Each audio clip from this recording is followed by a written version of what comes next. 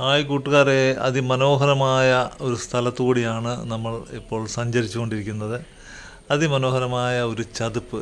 ഇത് മഹാരാഷ്ട്രയിലെ മഡേഗാവ് ജില്ലയിലെ ഗുണ്ടൂർ എന്ന ഒരു പ്രദേശത്താണ് എന്ന് ഞാൻ പറഞ്ഞാൽ ചിലപ്പോൾ നിങ്ങൾ വിശ്വസിച്ചേക്കും. പക്ഷേ അങ്ങനെയല്ല.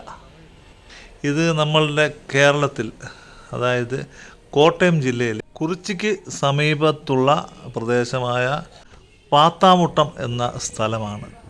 അവിടെ ഒരു എൻജിനീയറിംഗ് കോളേജുണ്ട്. അതിന് ഏകദേശം ഒരു 100-150 മീറ്റർ അപ്പുറത്തായിട്ടാണ് ഈ പ്രദേശം. അതിമനോഹരമായ ഒരു പ്രദേശമാണിത്. ഇത് ചതുപ്പ് നമുക്ക് വളരെയധികം നമ്മുടെ ഈ അടുത്ത സമീപ പ്രദേശങ്ങളിൽ ഇത്രയും വിശാലമായ രീതിയിലുള്ള ചതുപ്പുകൾ കാണാനില്ല. ഒരു പ്രത്യേക ഭംഗിയുണ്ട് അതിന്.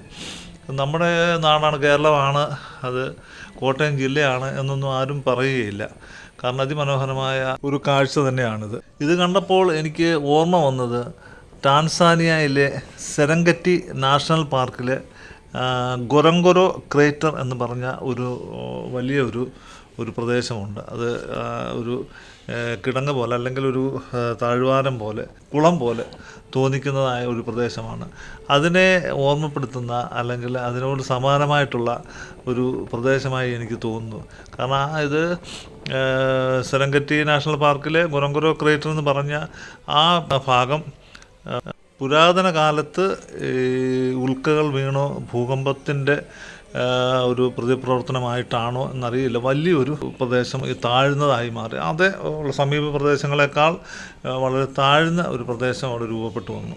അപ്പോൾ അവിടെ ഒരുപാട് മൃഗങ്ങളും ഒക്കെ വന്ന് യഥേഷ്ടം വിഹരിക്കുകയും ഇര തേടുകയും ഒക്കെ ചെയ്യുന്ന ഒരു ഭാഗം തന്നെയാണ്. അതിനെ ഓർമ്മപ്പെടുത്തുന്ന ഒരു പ്രദേശമായിട്ടാണ് എനിക്ക് ഇതിനെ തോന്നിയത്.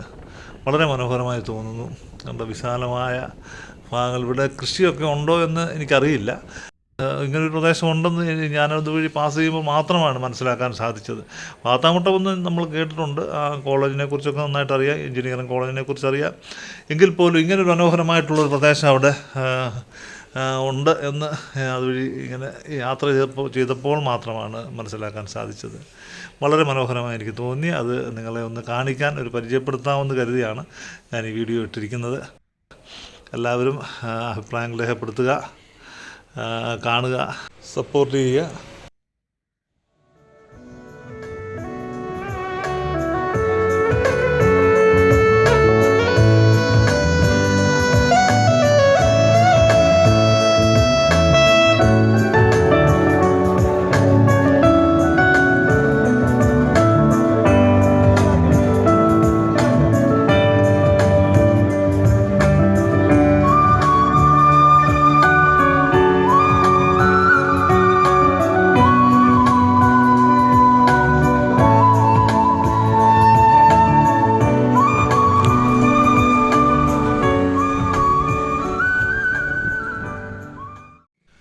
പഞ്ചായത്തോ മുനിസിപ്പാലിറ്റിയോ ഒക്കെ ഇതൊരു ടൂറിസ്റ്റ് കേന്ദ്രമായി ഒക്കെ പ്രഖ്യാപിച്ച് അതിന് വേണ്ട കാര്യങ്ങളൊക്കെ ചെയ്തിരുന്നുവെങ്കിൽ വളരെ നന്നായിരുന്നു. എങ്കിലും ചെറിയ ബെഞ്ചുകളൊക്കെ അവിടെ ഇവിടങ്ങളായിട്ട് അവർ കൊണ്ടിട്ടിട്ടുണ്ട്.